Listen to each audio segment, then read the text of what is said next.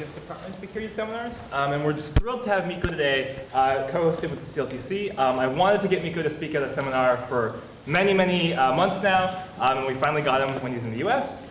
So Mikko is a worldwide authority in computer security.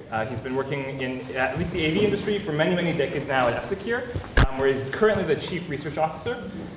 He's written and he's consulted and asked to speak and write for a variety of different sources that you might read, such as the New York Times, Scientific America, and he's appeared on a number of different media outlets. And I could just go on and on, but as Kristen said, Mikko has a flight to catch. All right, excellent. Thank you very much, and thank you for having me here. It's my first time in Berkeley. I'm thrilled to be here. Unfortunately, it is a very short visit, but nevertheless, I'm really happy to be here and really happy to be meeting all you guys. So indeed, my name is Mikko. I've spent my life working with computer security. I started programming as a 13-year-old, got into malware reverse engineering as an 18-year-old. And to remind myself of my background and where I'm coming from, I always travel with one of the early viruses I analyzed with. And there are people in the audience who really don't have quite good understanding what it is, I guess. Some of you have worked with these, but some of you haven't. And if you look back on how much this field has changed during the 26 years that I've spent in this industry, the difference could not have been bigger. Because when I started hunting early virus writers and reverse engineering their viruses, it was sort of like a game. Like they were writing more complex viruses every day, and then we would try to crack them, and then we cracked them, and we were so cool. And we were waiting for the next virus, and then they created more viruses. Sort of like playing chess against an unknown enemy or unknown opponent. But today, it's not a game. Clearly, it's not a game. If someone would have told me in 1991, when I started working for this company where I still work today, that eventually our enemies will be foreign intelligence agencies, foreign militaries, organized crime, extremists, I would not have believed that. I wouldn't have believed it. The change has been so huge. And the pace of change isn't slowing down either. Our opponents, our enemies keep changing all the time. We can expect this to be happening in the future as well. And that's why we have to think further. We have to think about the future. And that's why I'm really happy to be right now in an event which is co-hosted by CLTC, because I've read some of the CLTC papers and the research is excellent. Those of you who are not familiar with CLTC, I recommend you look at some of their research, especially the one looking at the more distant future about the kinds of problems we might be running into, which I find very fascinating, especially discussions about how our privacy, a notion of privacy, will change. One part of me thinks that we've already lost the war or the fight for privacy. I remember when we were still living in the offline world, but the youngest of you don't, or remember it very faintly. 20 years old don't remember the time before the web. For them, Google has always been there. Wikipedia has always been there. And for them, it's perfectly natural. It's the only thing they've ever known that if you want to consume content, you pay for the content with your privacy. You pay for the content with your data. That's how we pay for YouTube videos that we watch. That's how we pay for the Google searches we do, or by spending time on Facebook. So they don't know, the 20-year-olds don't know, they don't know about any other kind of world. And if that's the case, then we might have already lost the fight for privacy. And my generation, I was born in 1969, which means I'm older than the internet, all right? TCP/IP was invented in December 1969. I was born in October 1969, so I'm officially older than the internet. My generation was the first generation that got online. We are the first generation who can be tracked, throughout our lives, everything we do. Where are we? Who are we close to? We're all in the same room right now, and our reporting devices know this. I mean, our physical proximity is not known just to us, but to quite a few other parties. We can be tracked where we are, how we travel, who we're close to, who we communicate with, what do we communicate about, what do we like, what are our interests. And this change has been very quick. We are the test subjects, the guinea pigs. We don't really understand what it means when our whole lives can be tracked. And we are about to find out, because this change is happening right now. So we might have lost the fight for privacy, maybe. But I refuse to accept that we would have lost the fight for security as well. Fighting for security isn't easy. The attackers have the upper hand. You put yourselves in the shoes of an attacker, you very quickly realize that they can spend as much time as they want to figure out how defenses work. Like if they want to break into some system, or if they want to break the security of some type of a system, they'll just get an offline copy of that system and probe it, try to find weaknesses. They get copies of firewall systems or intrusion prevention systems or client security systems and try to find ways around them.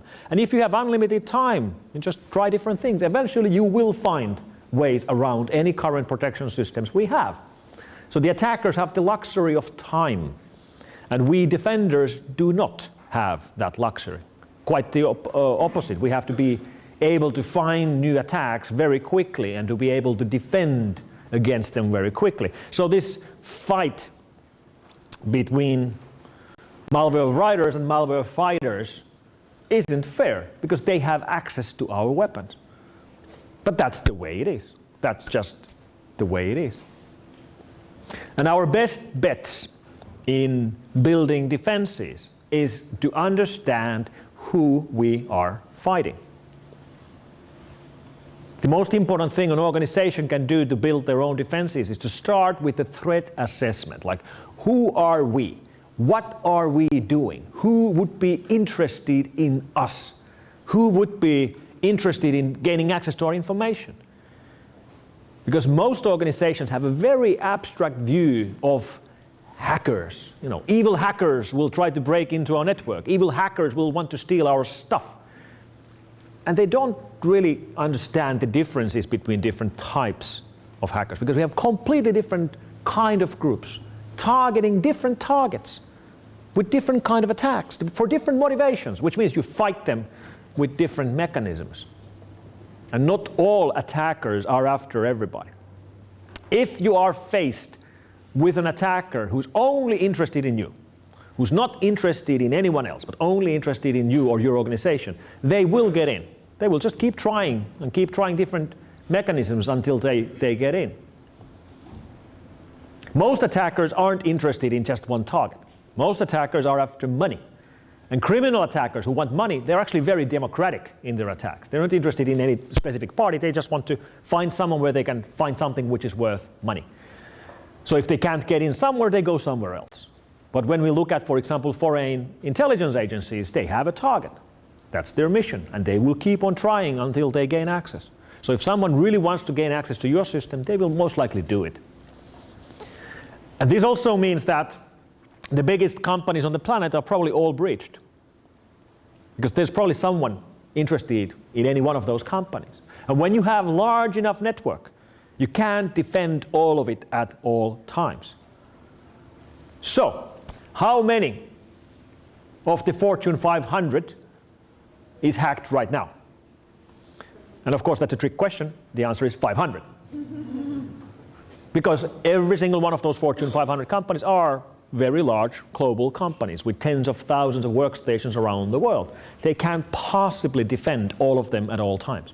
Every single one of them has some breach in their network. It might be a small breach. It might be something which doesn't really matter, but they definitely all have something wrong in their systems right now. So if we have to start building our defenses by first understanding the attackers, then okay, who are the attackers? Or let's put it differently, who are the hackers? And I divide hackers into 5 different groups. Group number 1, guys in tracksuits.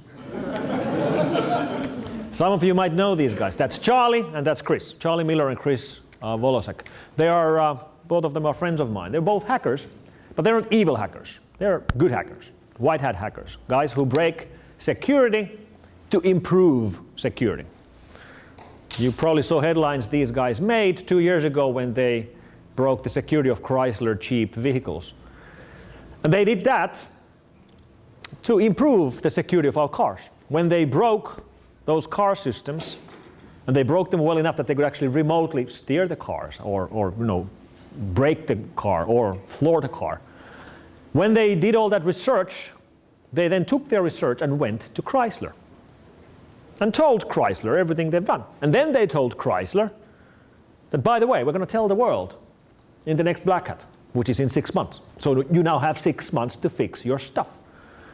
And that's exactly what Chrysler did. They fixed it. And we're all safer. In fact, all cars are safer today thanks to the kind of work these guys did. So they are hackers, but they're the good kind of hackers. They're the kind of hackers you want to have on your side. Group number 2, people who actually do break the law, but they don't break the law to gain something for themselves. So hacktivists or hacker activists, movements like the Anonymous.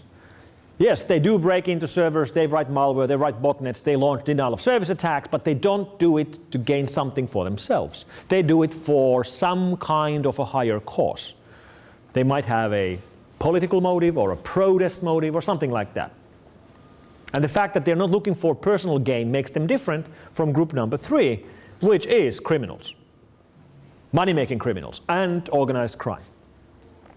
And this is the biggest group. Out of the 5 groups I'm showing here, this is where most of the attacks are coming from.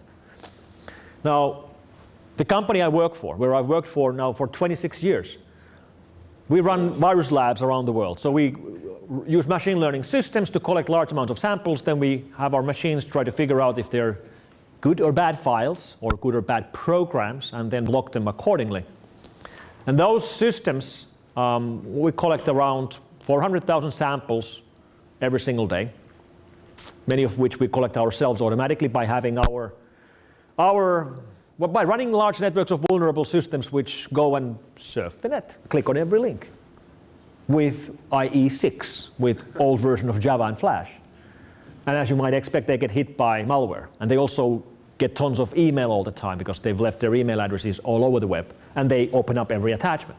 So our honeynets and our honey monkeys are what we call our active systems, which browse the web and click on links.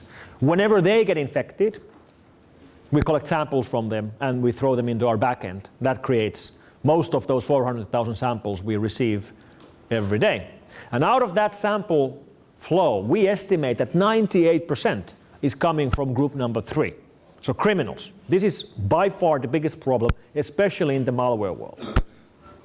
And they make their money with banking trojans, credit card keyloggers, ransom trojans, different kinds of botnets. And then we have group number 4, that's governments. The very first governmental case that I worked with was in 2003, so 14 years ago. And that was the Chinese. And the target in that very first case was a defense contractor. In that particular case, 1 employee at 1 defense contractor. And that employee was their vice president of R&D. And his personal laptop had been infected with a backdoor for over a year, something like 13 months, 14 months, before we realized what was going on. And during those 14 years, we've analyzed thousands of governmental cases from the Chinese, from the Russians, from North Korea, from Iran, from United States of America, from United Kingdom. Today, pretty much every single government is involved not just in building defense, but also building offense. That's quite clear. And we are in the beginning of the next arms race. We spent 60 years in the nuclear arms race.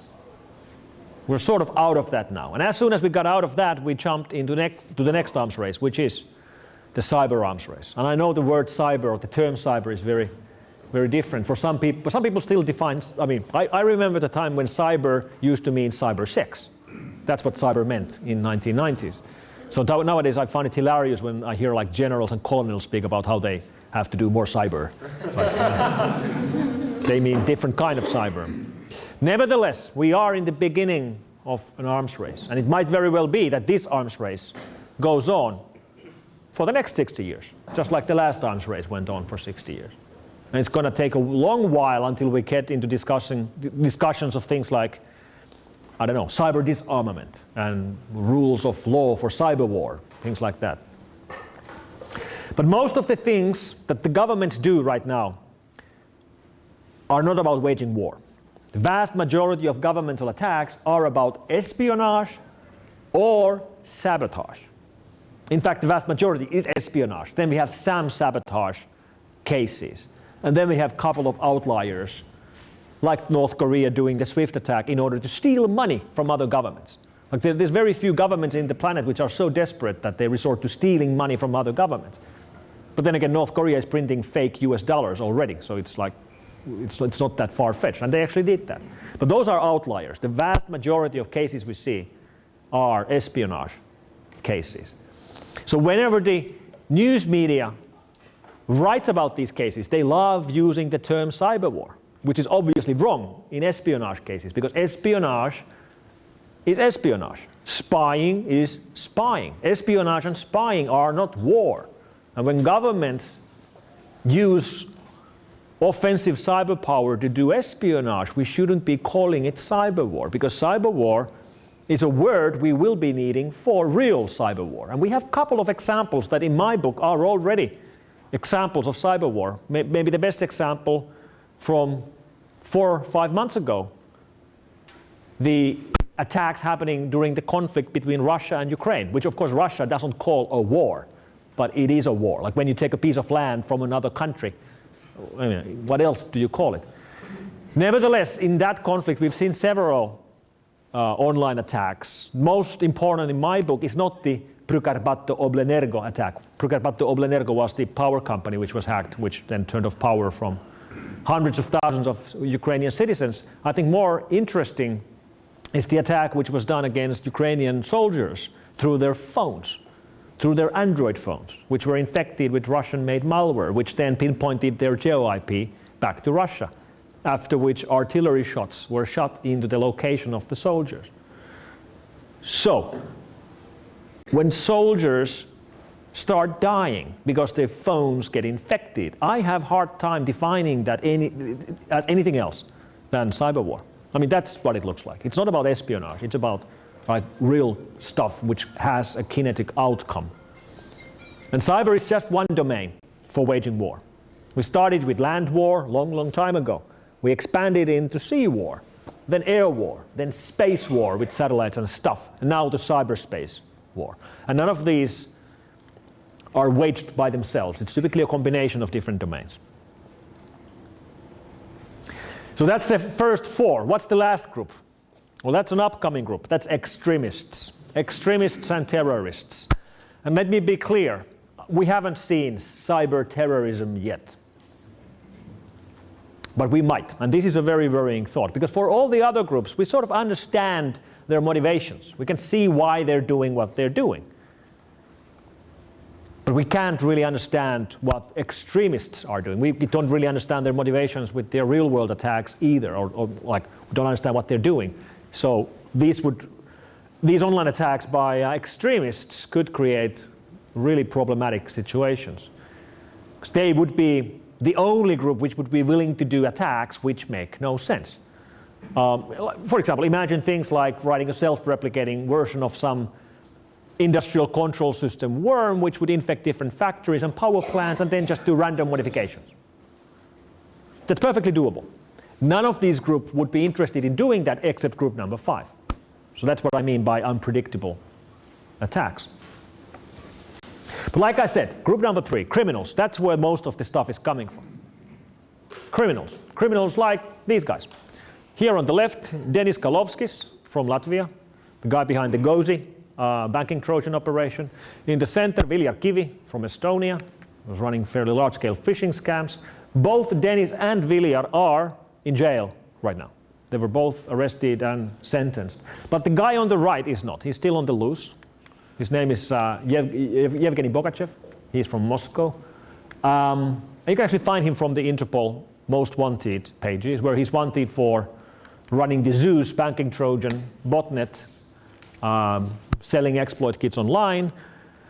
And based on this photo, he's probably also wanted for crimes against fashion. Like, what the hell is that? So money-making attacks online are really the biggest problem, but they're also a very democratic problem. I mean, criminals, for example, let's say credit card thieves who use keyloggers to gain access to your credit cards, they don't really care where the victims are. Like if they get an American credit card or a Swiss credit card or Italian credit card or Japanese credit card, it doesn't matter. They get credit cards. So they target everybody. So the criminals, in most cases, are very not picky with their targets, unlike, for example, governmental attacks. And when we look at the biggest growing business for online criminals, it is ransom Trojans. This has been the case for the last 5 years. During the last 5 years, we've seen the growth of ransom Trojan business. And it's always the same. Your laptop gets infected, they encrypt your files, then they demand payment in Bitcoin, and if you pay, they deliver. They will decrypt your files. So at least they are honest criminals. But they have to be honest, because they know they have to have a good reputation. They have to have a reputation that they deliver the goods. Because otherwise nobody would pay the ransom. So they do deliver the goods. We know this because we often test infect our systems and then we communicate with these guys, because they run support systems. You can actually, they have support chat, they have support email, support forums. We've haggled. We've tried this. Like, okay, the ransom is 1 Bitcoin, which is $1,000. And we're like, oh, no, we don't have $1,000. Could we 500 maybe? And they're like, 900. We're like, no, 700. And then we agree on 800 or something like that. So if you get infected with ransom Trojan and you don't have backups, haggle. You can actually haggle. It works. For most of these gangs, it works. We published one research paper on this, on actually trying this with different gangs. 92%, I think, of the gangs were willing to haggle. So it works. But of course, it would be even better to have the backups, so you wouldn't have to pay the ransom. And not just backups of your computer, because all of these try to encrypt your network drives as well. So they will mount all the shares you can see, and then they will encrypt all the files you can write on those shares. So from your point of view, that means that if your laptop gets infected, it's going to encrypt your Dropbox. Because Dropbox is a file share that you can write to. So they're going to overwrite everything here and everything in your Dropbox, or whatever cloud you have, if your cloud solution is something that can be mounted as a drive. If you work at a company, it's going to mount every single network drive at your company, and it's going to overwrite all the files you can write to, which is really bad. So it's not just about backing up this, it's also backing up everything else. And we also must remember that backups are not backups until you have tried the restore, right? Before that, there are Schrödinger's backups, right? You have to actually try that you can restore the data. So backups are the solution really for this problem if you can't prevent from getting infected. So how do you get infected? Well, you get infected by, for example, something like this. This is a CV from Cameron Chandler, who's looking for a job at your organization, and sent his CV to your recruitment people or to your HR people. And he looks fairly trustworthy, right? No, who wouldn't trust this guy? And his CV is pretty neat. It has active content. This resume has active content. Please click enable content. And when you click the button, it actually works. You get, his education. He studied at the University of Washington. And you're infected by now. The button, this enable content button, present in Microsoft Word, Excel, and PowerPoint, really is mislabeled. It really shouldn't be called enable content. It should be called infect my system. Because that's what it does. I mean, this really, what it means is that this document has embedded macros. Run the macros with the privileges of the currently logged in user. That means run a program basically. It can create a program, drop it on your hard drive and execute it. It can do whatever it wants. And macros are very rarely used for anything else than badness. So if there's one thing I want you to remember out of this talk today, if there's one thing you'll remember, I want that thing to be don't click enable content. Okay? Don't click it. And to make this more confusing, Microsoft Word and Excel and PowerPoint have very similar buttons which are not as bad. For example, you might see a button which says enable editing. That actually shows up in every Office document which you download from the web. You have a button called Enable Editing. And clicking that is kind of okay. It's not going to run macros. But clicking Enable Content is practically always a bad idea. Now, ransom trojans are typically dropped with a trick like this, or with web-based exploit kits.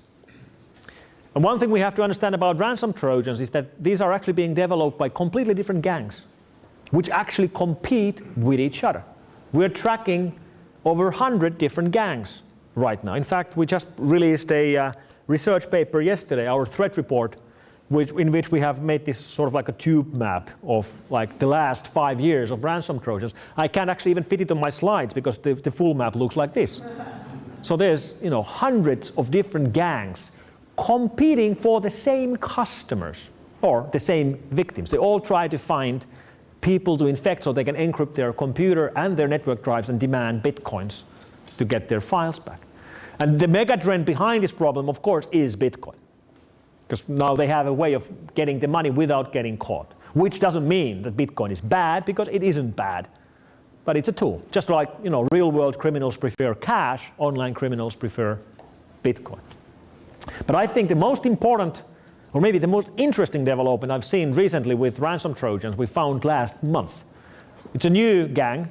And by the way, not all of these gangs are from Russia. Some of them are from Ukraine. I may be exaggerating, but only slightly, okay? So this one, which is a Russian malware, we found this maybe 2 months ago. We call it the popcorn ransom trojan. It infects your system, encrypts your files, demands 1 Bitcoin, which is $1,060. Now you can imagine that some home user gets hit by this, and her photos are encrypted, and her email history is encrypted. She has no backups, and she doesn't have $1,060 to pay. In that case, the Trojan offers for you to get your files back for free. You get your files back for free if you infect 2 of your friends. And this is brilliant. This really is. I mean, this is like combining pyramid scams with ransom trojans, or chain letters with ransom trojans. That's really clever. I mean, it's kind of hard to be angry at these guys when they're so creative. And this means that you can see the first victim who doesn't have $1,000 to pay infect 2 other victims, and they infect 2 other victims, and they infect 2 other victims. It becomes exponential. This is it is a very effective way of spreading the infection. And I know what you're thinking. I'll make 2 virtual machines and infect them. That's not enough. You have to infect 2 victims, and they have to pay the ransom. Then when 2 of the victims you have infected pay the ransom, it will automatically unlock your files. So it actually works. It delivers what it says. It gives you a unique URL. You'll just spread that URL, and if people get infected and pay, you get decrypted for free. I don't recommend this, of course, but it does work. I don't recommend paying the ransom either, but of course we know that many, many companies do. I even know of companies, like large companies, which have prepared themselves according to their business continuity principles, which means they've actually set up Bitcoin wallets with Bitcoin in them, just for the chance that one of their employees gets infected. So they are ready to pay the ransom and carry on working. And I can sort of see why they're doing that, but it, of course, at the same time makes this problem worse, because the more money these guys make, the bigger the problem is. So let's talk about money. How much money are these guys making? This is Yevgeny Nikulin. Yevgeny is right now under arrest in Prague, which is in Czech Republic. Yevgeny himself is from Moscow, but he was on holiday with his girlfriend in Prague, enjoying his lifestyle, because he's a fairly rich guy, because he was the guy who stole 170 million email addresses and passwords from LinkedIn in 2012. He hasn't been sentenced on that yet, but that's what he was arrested for. He will be extradited to the United States, and we'll get the full details eventually. Now, we know that Yevgeny wasn't actually using that database himself to hack into people's accounts. He was basically selling that 170 million password collection to other hackers. He did it for 4 years until he was caught last year. So the question is, how much money did he make? How much money did Yevgeny make by selling this collection of 170 million LinkedIn passwords? And I don't know how much he made, but we did find his social media accounts and some videos of his hobbies from YouTube. And on those YouTube videos, you can see that he's speaking about his hobbies, because his hobby is sports cars. That's a Lamborghini Huracan on the right, that's an Audi R8 on the left. This is the ring road which goes around Moscow city. And from his Instagram we can see that he also has a Mercedes-Benz, an Aston Martin, a Porsche, and a Rolex, and a goddamn Rolls-Royce. So how much money did he make? I don't know, but he made enough. When you drive a Rolls-Royce in Moscow and you're 29 years old, no. Of course, the good part is that he's not enjoying any of that anymore because he's in custody right now. And this then creates the next question. Okay, if people are willing to pay so much money for that database, how are they making money out of it? Well, one thing we know for a fact that this database was used for is that the attackers, like other hackers, would buy the database, then they would search through this list of 170 million email addresses looking for Gmail addresses or other webmail addresses. All right? Then they would take the LinkedIn password and try logging into that Gmail account with the same password. Now, we've actually asked people about their password usage, and around 10% of people say that they use one password. And that doesn't mean that they would use one password, the password manager. It means that they have one password. They use the same password everywhere, which is a horrible idea. So let's have a very conservative estimate here and say that 10% of those LinkedIn passwords would work on Gmail as well. So 170 million accounts, let's say 10% of them are Gmail, that's 17 million accounts. And if 10% of those have the same password on LinkedIn and Gmail, you end up with 1.7 million Google accounts. 1.7 million Google accounts. That's a conservative assumption. All right, so what's next? Now they have access to 1.7 million Google accounts, including Gmail. Well, next they would go to these victims' email archive and search for old emails, because Gmail never deletes mails. So if you have an email from like 8 years ago, it's still there and they can still find it. And they're searching for a particular type of email. They're searching for those emails that you get when you register for the first time to an online store. So if you register to any random store years ago, there's still an email about that in your archive and they will find it. And they know that this Gmail account has an account in that online store. And of course, next they will go and try to log into the online store using the same password. And even if the password doesn't work, if the user has a different password, it doesn't matter. It's already game over, because Gmail has become the single sign-on system for the web. Because they would go to the online store, and if the password doesn't work, then they will click the magic button, because every single login page has a magic button. And that magic button is called "I have forgotten my password." And you click the magic button, and then the online store is going to send you a new password to your Gmail, which they already have. So they can gain access to every online store, which means they can start ordering stuff as you. If you've saved your payment information, now they start ordering iPads and laptops and Xboxes as gift shipments. So they're not coming to you, they're going to some of their mules. This is what we see them do. Another big revolution which is underway right now is the next internet, the Internet of Things. Not just computers going online, but everything else going online as well. Now watch carefully. That's a nuclear reactor. This is what a nuclear reaction looks like. I think that's kind of cool. Let me actually play that again. It's so cool. That is a nuclear reactor. Next we'll see a nuclear reaction. Why am I showing you a nuclear reaction? Because it's an example of the kind of real-world things which are being controlled by computers and software. Because all factories and all power plants are being controlled by computers and software. Of course they are. What else? Factory automation started already from the 1950s. Computer-based factory automation from the late 1960s. IoT revolution started from factories. Now it's coming to our homes. And this is now a big shift for us mentally, because I'm a computer security guy. I am a computer security guy. For years and years, I thought that my job is to secure computers. I'm a computer security guy. I secure computers. And now we've woken up and realized that computers and software run the whole society. Everything. The lights are on here in this building because of computers and software. The lunch we just had was at least partially made in a food processing plant, which is running on computers and software. Every company today is a software company.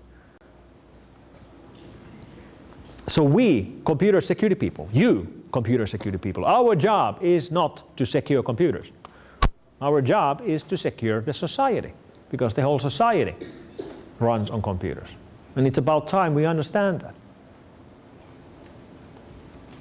Now, I'm hopeful regarding IoT. I want to be hopeful regarding IoT. The way I think about it is that when internet came around, internet exposed us to new risks, new kinds of risks. People who couldn't reach us, bad people who were too far away, who couldn't reach us before the internet, now could reach us. Like Yevgeny, he's in Moscow. He could not have hurt us here in California before the internet. Now he probably stole most of your passwords, because most of you were using LinkedIn in 2012 when he hacked it. But I think we would all agree, especially being in the middle of Silicon Valley, I think we would all agree that the internet brought more good things than bad things. It exposed us to bad things, but there's so much more good than bad that, the good things outweigh the bad things. And I'd like to think that IoT is going to be the same. That a decade from now, we will look back to the history of IoT and we'll see that IoT exposed us to completely new kinds of risks. But there were so many good things it brought that the good things outweighed the bad things. But this is just wishful thinking. We actually don't know if that's going to happen. I'm hoping, I'm wishing it's going to happen. Right now, it doesn't look very good. Right now, we see tons of problems. Problems like people installing their home automation systems and then ending up putting them online with no username or password. Or factories implementing complete factory automation systems and having them exposed over remote control VNCs with no username and password.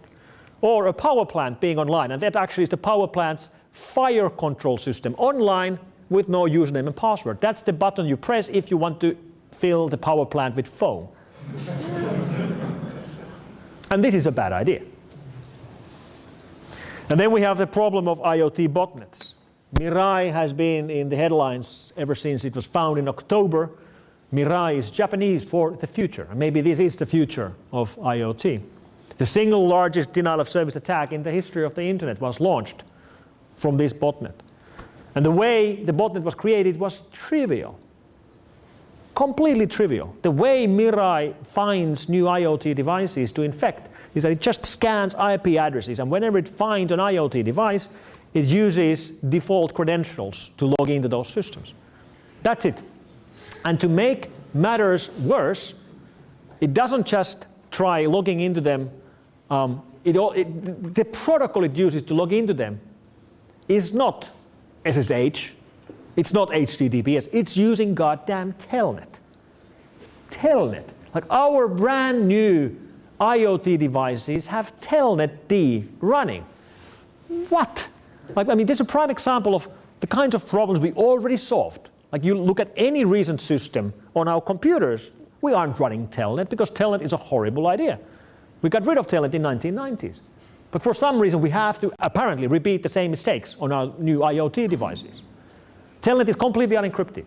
You log into any of these devices over Wi-Fi, anyone else in the same Wi-Fi can just pick up your password from the air.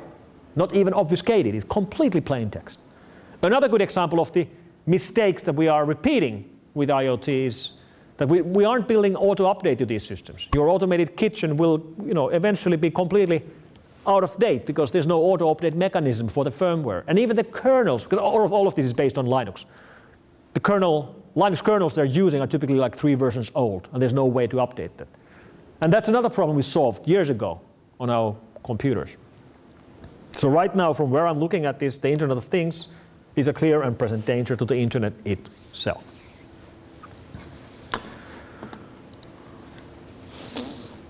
So, you might have heard the saying that data is the new oil. And this is absolutely true. Let's look at Google. We all use Google. Google Search, YouTube, Google Docs. And we don't pay a cent. Yet Google made 80 billion last year in revenue out of those free services, which makes them larger than most oil companies on the planet. So yeah, absolutely, it's true. Data is the new oil. Another way in which it's very similar is that oil is something that has brought the mankind a lot of prosperity and a lot of problems. A lot of problems like global warming and polluting the nature. And exactly in the same way, data will bring us prosperity and it will bring us problems. And the fact that data is the new oil is nicely illustrated in IoT. When people learn about problems with IoT, one typical reaction I hear is that, I hate IoT. I'm never going to buy an IoT device. Well, you know what? You won't have a choice. Very soon you go to an appliance store to buy a home appliance. Every single home appliance will be IoT appliance. Even the ones which don't really need the internet for anything at all. Because those will be using the internet not to benefit you, the consumer, but to benefit the manufacturer. So you can imagine going and buying a toaster. And of course a toaster doesn't need internet. I mean, you don't really need a push message to your phone that the toast is done. You don't really need internet for the toaster. Eventually even those will be online because data is the new oil. The manufacturer wants to know how often their toasters are being used. How many customers do we have? Where are our customers? How often do they toast? How often do we have failures with our devices? Do we have more customers in Stanford or Berkeley? And if we have more customers in Berkeley, maybe we should advertise around Stanford more. Things like data is the new oil. This is going to happen. And this is going to happen because internet will be everywhere and because that single chip which will provide the connectivity for our IoT devices will eventually cost 10 cents or 5 cents, which means the benefits don't have to be very large for vendors to do this. So you will not be able to avoid the IoT revolution. It's going to happen whether you like it or not. Because it might not be coming to benefit you, it will be coming to benefit the vendors. And if you're working with oil, you have to worry about oil leaks. If you're working with data, you have to worry about data leaks. But if you remember one thing about what I told you today, I want that one thing to be, don't click enable content. Thank you very much.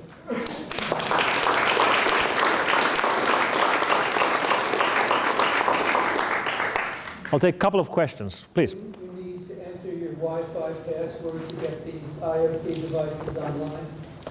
Please repeat. Would you not have to enter your Wi-Fi password to get these IoT devices online? No, because 5G.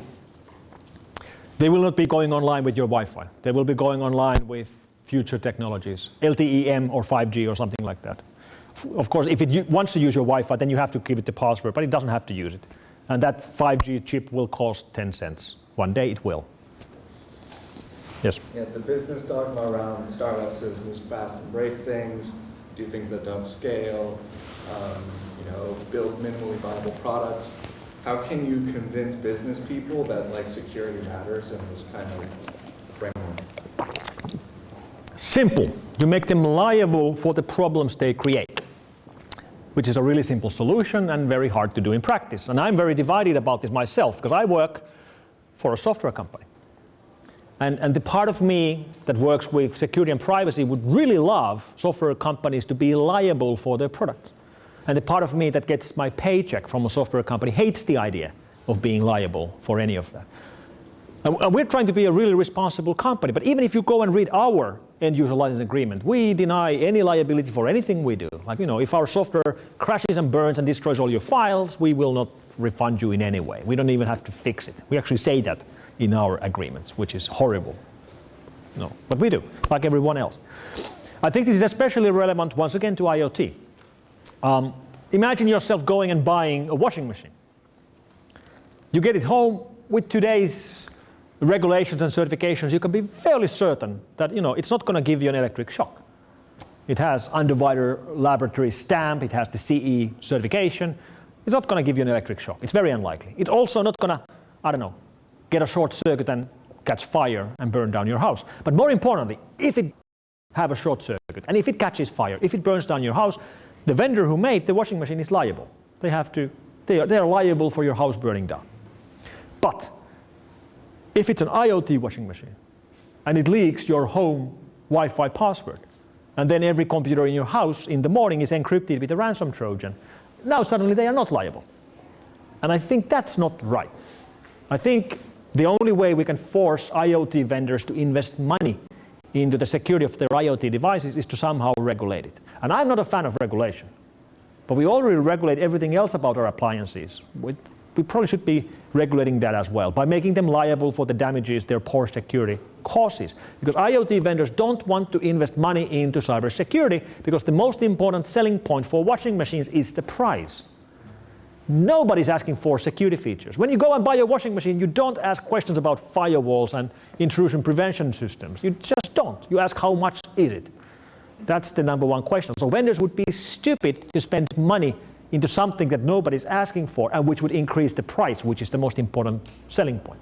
So the only way we can make them do it is by forcing them to do it. Last question in the back row. You argue that having some sort of automatic update mechanism for IoT would be beneficial, but wouldn't that put the weak link on the update servers? You know, hackers could go after update servers, push a malicious update, and then there's no way to get that back. Yes and no. Of course, we know how to do updates securely. Look at Microsoft Windows updates, the biggest botnet on the planet, basically. But it's never been hacked. Well, actually, it has been hacked once. But that was US government, so it doesn't count. I'm referring to the Flame case. You can look it up if you're interested. Nevertheless, I mean, if you sign your updates, if you encrypt the updates system, if you double check everything, the only way to gain access would be to hack the backend servers, and you can try to protect them as your crown jewels. But what makes this more problematic is that appliances have life cycles. Those companies won't be around forever. What happens with the servers? What happens with the domain names? Because we expect to be able to use our washing machine for decades. And this is maybe the more pressing problem. And we probably don't have perfect answers, like we don't have perfect answers to anything in computer security. And for that, I want to thank you for your work. Thank you very much. A small gift for you. Thank you very much. Thank you so much for coming to talk. I hope it's booze. Thank you. Thank you.